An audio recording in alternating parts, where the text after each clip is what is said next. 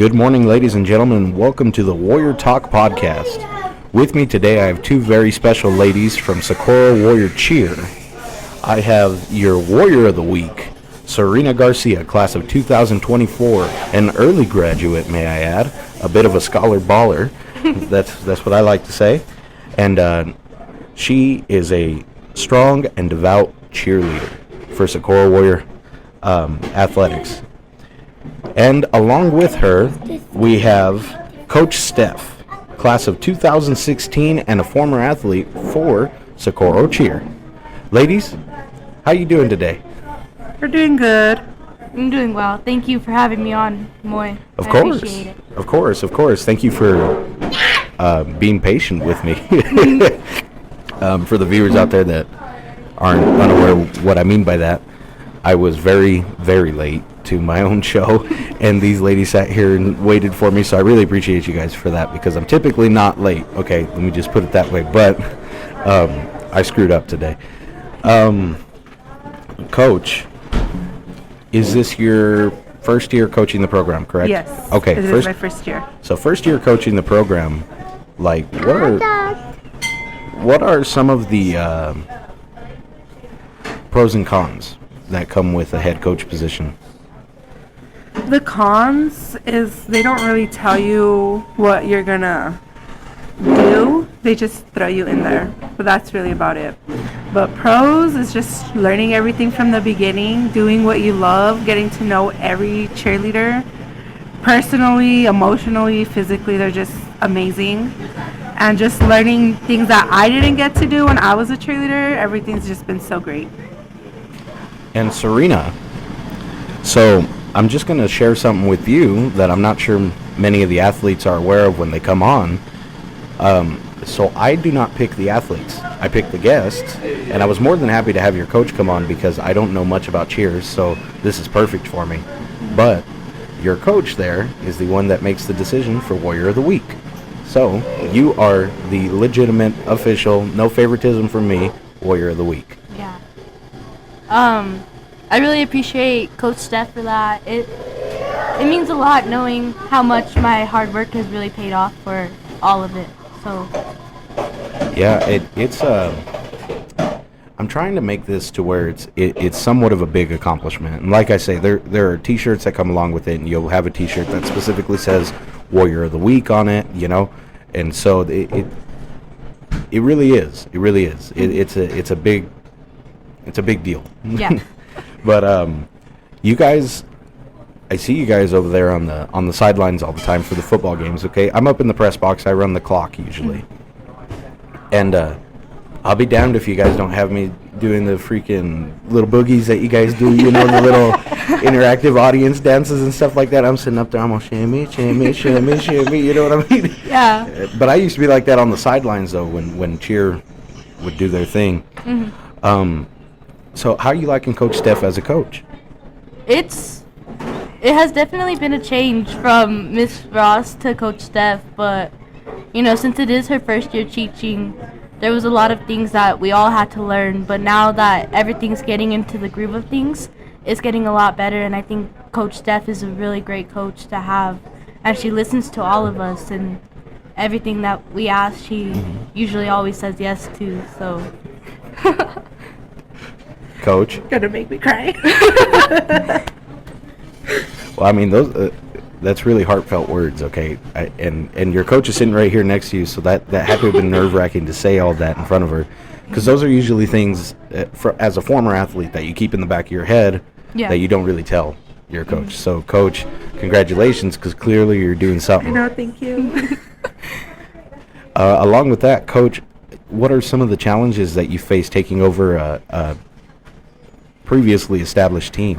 Personally, my personal challenge is my kids, because I had to take them to practice sometimes. But the cheerleaders are literally like babysitters, and they will take turns just playing with my kids and stuff. But for the cheer team, the greatest challenge is keeping them in line, because they're teenage girls. There's bickering, there's arguments, but at the end of the day, we end up having powwows. We talk about it. We literally had a powwow. Our first powwow was very emotional, very, very emotional. We all cried. Do you want to explain that to me? What do you mean by powwow? A powwow is we made a circle in the middle of the gym because there was so much drama going on.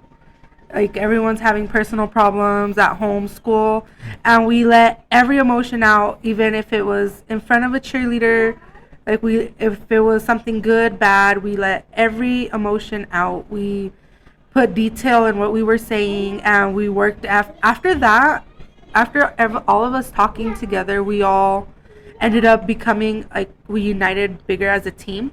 Mm-hmm. And it just came out so much better. We started working together better because we know what everyone is going through at school, at home, and we're just trying to figure out how we can schedule everything around personal time and time for practice so everyone can have that opportunity. You know, I've never heard that approach before. No, I really haven't.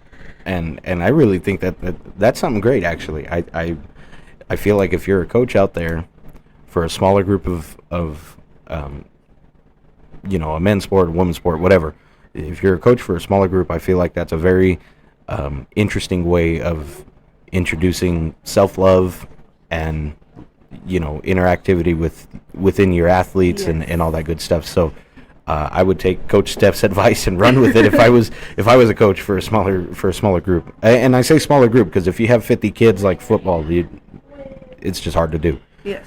But that's interesting. I like that. Yes. I like that a lot. And I want all the cheerleaders to have good grades so they could be on the team. So we just started every 15 minutes of practice, we're starting to do homework mm-hmm. before we start into practice, mm-hmm. so their grades stay up. It's interesting that you say that. So I was a manager for the Lobos. I'm sure my viewers are tired of hearing that already because I bring that up quite frequently. But it's because I base a lot of coaching styles off of the coaching styles that I seen up there. Uh-huh. A collegiate style of coaching. And that was their main thing was grades. Because obviously, if you don't have the grades, you're not going to play anyway. It doesn't matter how good of an athlete you are or not. So, once again, coaches, take that advice and run with it because that is great. So, Serina, how does that impact you as an athlete? The powwow? You're talking about the powwow? Yeah, the powwow, the grades. Like, how has that helped you? So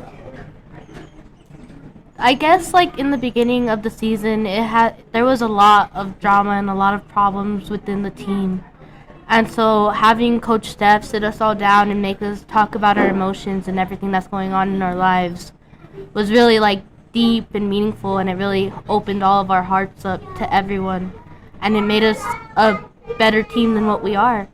And so I cried a lot. And I'm not usually one to cry in front of my fellow athletes, classmates, but having that whole experience make me cry was mm-hmm. a whole another world that I usually don't do. I think the only thing I have from my previous days as an athlete to compare that to was football usually takes a trip up to Water Canyon. Now, pre-COVID, it was a 2-day trip where we'd stay the night, and basically coaches were there to supervise, but we were off by ourselves doing our own thing. If a fight needed to happen, that's where a fight was going to happen. If not that it ever did happen, and that's where the coaches would step in. Allow me to clarify, viewers. Allow me to clarify. But it was kind of if you have a problem, let it all hang out. If you just want to be happy, let it all hang out. That's what our powwow was. And so I know personally how impactful something like that was, because I'm not much of a crier. Well, I mean, if you're my family member listening, you're gonna go, right, you know what I mean? But like in front of people, in front of my fellow athletes and teammates and whatnot, I just don't. But that was one experience where that was it. You know what I mean? I had the one lonely tear fall down the cheek. You know what I mean? But it's an emotional experience when you have something like that. So it's mm-hmm. I'm really glad that you guys partake in something like that, because I know that made me love the sport of football a lot more, because that wasn't always my thing. I was a baseball guy through and through before football even became a part of life. And then I experienced that, and I was like, no, nothing made me feel like I was a part of a family more than that, especially after that experience. And so could you say the same for cheer? Yeah. My mom's always put me in like the little cheer things that they had when they were kids. So I guess I've always had that love for cheer, like ever since I was little. But now that I'm actually on the team, it's definitely my favorite sport. Cause I don't know, it's just an escape from everything, from like school, from like friendships. It's my escape to like just go and do what I love best. So Yeah, that's great. That's great to hear an athlete say that, and I'm sure that's great for you, Coach. Yes, gonna make me cry over here. Well, you know what? We're going to gather our emotions real quick. We're going to take a quick break for some ads and commercials. We'll come back talking nothing but Socorro Warrior Cheer. Warrior fans, it's that time of year again. Socorro Warrior Football and Cheer are now doing their Snap Raise fundraiser. For more information to make a donation, go to either a coach for football or cheer or an athlete for football or cheer. They will get you set up with the proper information required to make a donation. Warrior fans, Warrior Football is doing a new fundraiser this season. Visit apo-express.square.site for your official Warrior Football apparel. 20% of each month's sales go directly to your favorite football team, the Socorro Warriors. Welcome back. We are back with Coach Steph and your Warrior of the Week, Serina Garcia. We left off on quite an emotional topic, but we're going to try to flip it around a little bit. So, I seen that you guys have a couple of new tricks there on the sideline, a couple new, I forget the exact word for them. But, Coach, you want to tell us about that? The stunts? The stunts. There you go, Yes. The stunts. Well, first off, the girls are the ones that love doing stunts. I'm the one on the sideline freaking out most of the time because I am terrified that they're going to drop someone, but they're so good. I'm not worried that they are. It's just my fear because I'm scared of everything.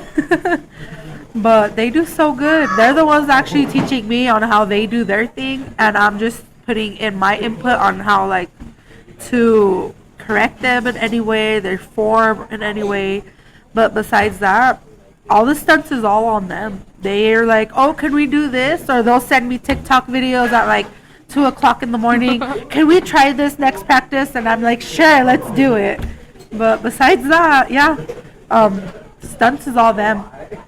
So as an athlete, with the new stunts in place and stuff like that, how do you feel the training and all of that's going for it?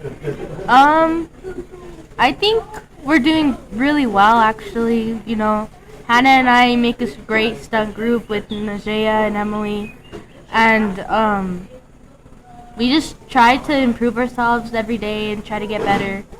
So I think we're doing. It's good to see how much improvement we've made since the beginning of the year, and with, you know, how scary it is having a whole human in your hands and trying not to drop her. It's a lot of pressure, but Yeah, I could imagine. That's one thing that I would be, well, one, I'm a little too, how do you say, respectfully, heavy set to be a flyer, personally. But, two, like the way you guys cushion the falls and all that stuff, I'm used to hitting someone and making them fall, not catching someone and cushioning a fall. You know what I mean? My football background viewers, relax. No, but like how does that motion go through? How do you teach something like that? Actually, how do you teach a flyer to fall right? Well, technically we have like our steps. Everything is mainly pressured on the bases.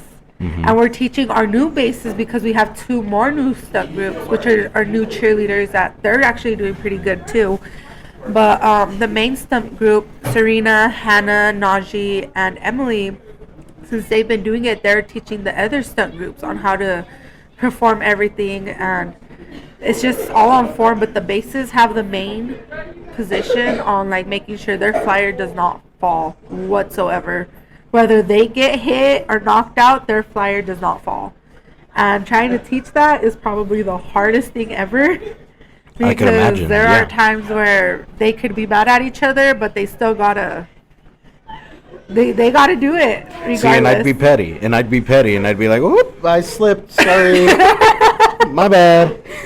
How's your head? All right." And Stunting is something hard to learn, especially because I didn't get to meet the girls until 2 weeks until school started. oh wow. Yeah, Oh, because okay. I wasn't allowed to meet them until I had my CPR training. So I was Gotcha. way behind. So being able to do as much as we did in the matter of time that we had was pretty fun and interesting. But if it wasn't for them, I wouldn't know what I'd be doing at this point. Wow. So talk about brand new. You're brand new Yes. then. Oh my lord! I thought you guys at least had like a summer camp or something I like was that. not allowed to meet them at all whatsoever until I had my CPR training done. Wow. That's interesting. Yes. That's interesting. So how did that process go about? Was that like frustrating for you at all? It or- was so frustrating because I wanted to teach them during the summer, Mhm. and it would have been so much easier. We would have gotten a lot done. Fundraising as well has been hard because it's just like we can't do the camp because of the timing. We can't do like the Krispy Kreme donuts because another team would be doing it. So we're like behind on a lot of fundraising. But besides that, we're the first year. For this first year, we decided to do the Socorro Fest, and it's the first year that it's actually been done by cheerleaders. Really? Yes, the dance team I believe has done it. I'm not too sure, but the cheerleaders, this was their first year. So And you us just trying to learn new things and being part of different things has been great. And I'm really glad that you brought that up actually, because that was going to be a next topic point. How did that go? Because I know that I'd never seen cheer, and to find out that that's the first time you guys did it, well, kudos to you, congratulations, because it was awesome from what I seen on social media. I was out of town yesterday. I would have loved to have been there in person, but how did that go? How did you guys feel? You want to answer that? Okay. Well, we were an hour behind schedule because the band or the DJ had blew a fuse. Lovely, So- you're running on my time then. It definitely got all of our nerves up, and we have been practicing our butts off this whole entire week just for Socorro Fest. And to see all of the work that we've done is actually showing something, especially how the crowd went when we did our stunt Baja. It was amazing. Like, it felt so good, and we were so energized, even though we were so tired after the performance. But just that adrenaline that we had was so, like, refreshing to have. Well, and it's a bit of a different crowd that you guys are performing for, because you're used to performing for the football crowd and whatever, and they've seen you for, some of us, for seasons now, you know what I mean, doing all that stuff. But the Socorro Fest crowd is typically tourists and people who don't really step out much, or that's their one and only time of year that they think about doing something. So, I mean, that's awesome. You guys reached a new audience, really. Yeah.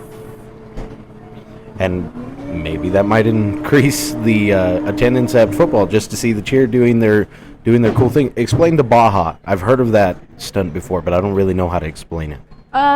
So we have the two bases, the flyer, and then the back spot, and then there's a person in the middle, like, kind of having her hands out to hold the flyer to throw her, I guess, and then everyone else has to be catching.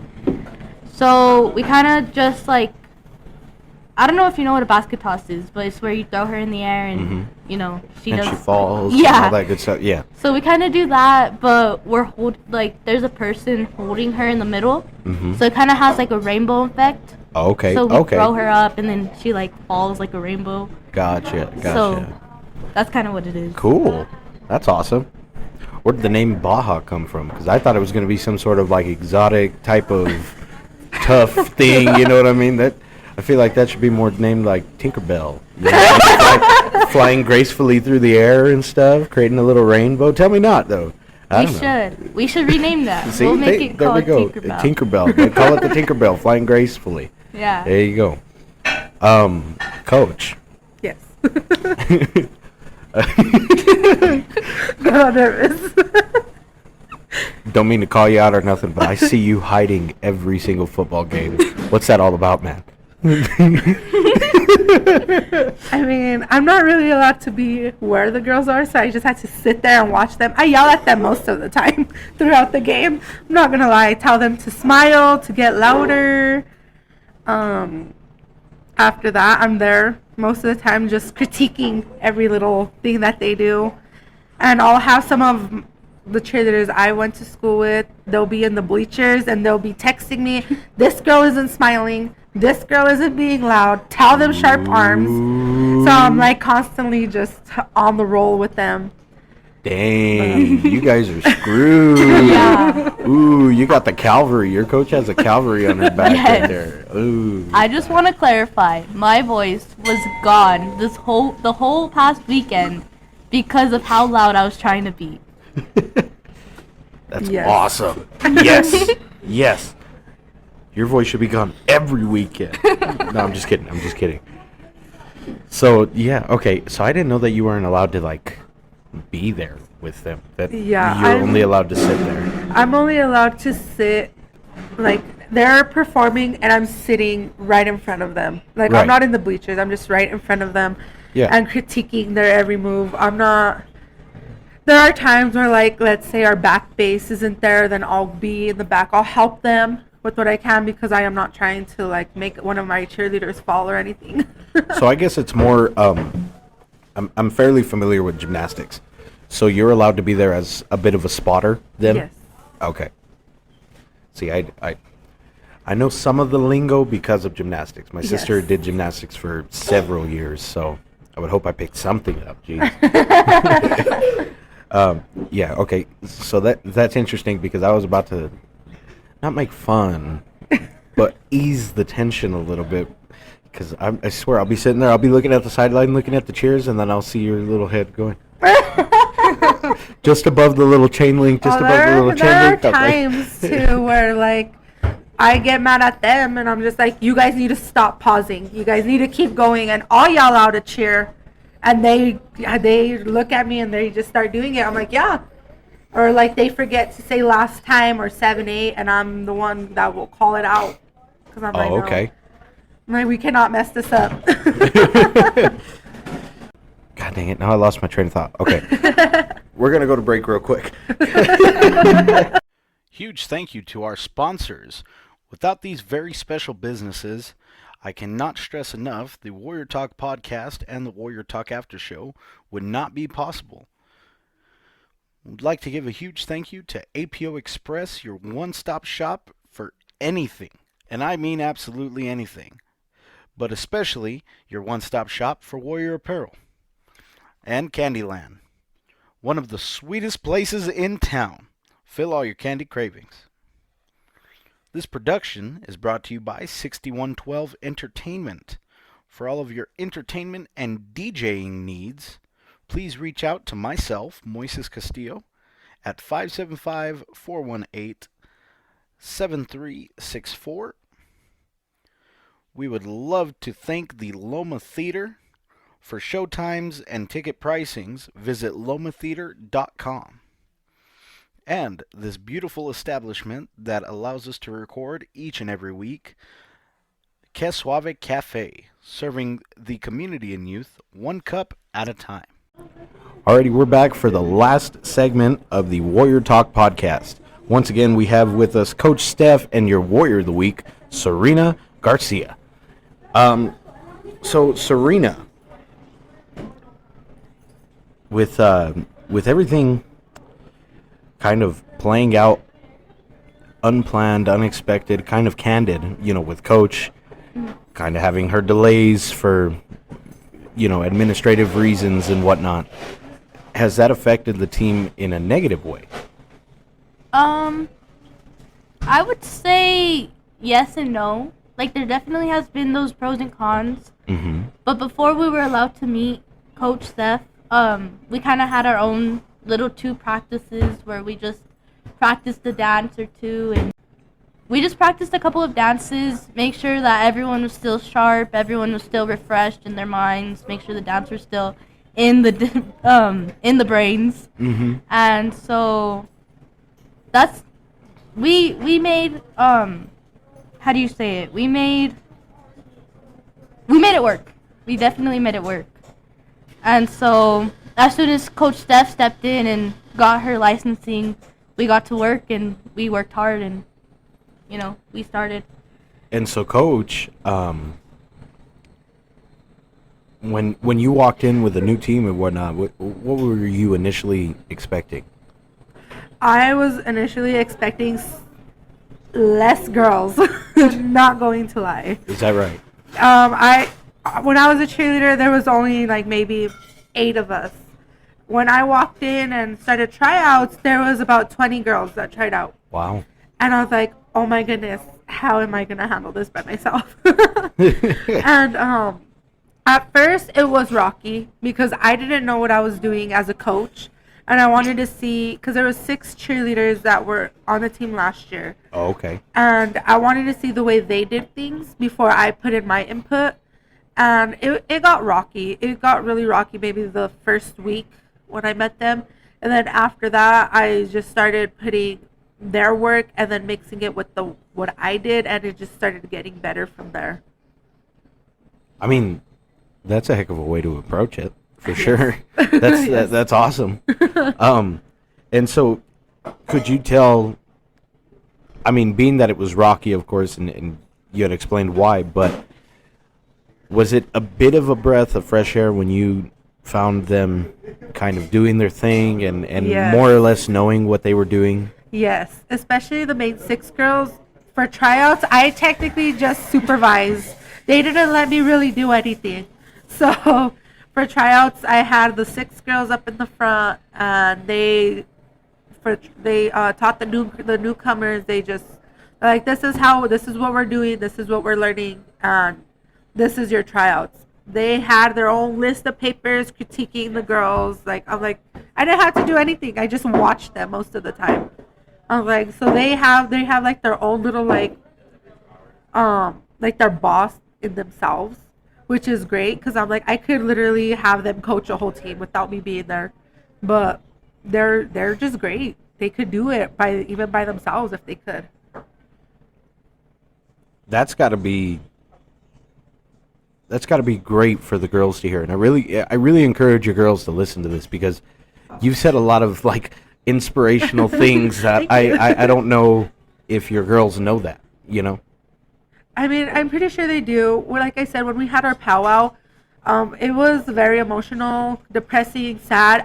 It was rough. Like I was crying. Like every single cheerleader in that gym was crying into tears. So what you're telling me is it was like that one scene in Bambi. Yes, exactly. So you know exactly the scene I'm talking about. Yes, of course I'm a Disney fan. But yes, it was like that, and then I didn't want them to go home upset and sad because of everything that we let out. So I had them all like they were roaming around, but I made sure before they left I talked to every single one of them and I told them of how proud I am of them and that they are doing great and they should go home and sleep easy. Like they should rest up and they're doing a good job as a cheerleader. So I try to stay as positive as I can.